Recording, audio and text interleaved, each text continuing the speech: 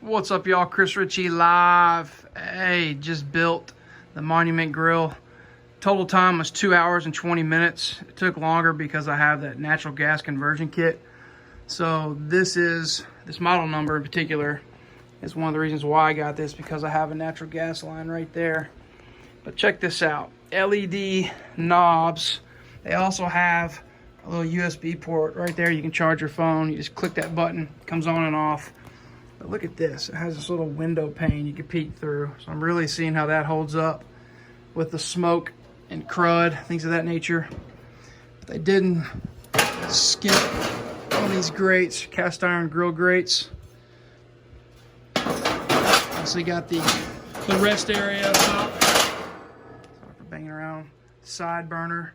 Look how sweet this thing is. But you can also use a propane tank. But again, I use this. That's where the propane tank would go. Right in there. Monument Grills, thank y'all so much. Can't wait to get grilling.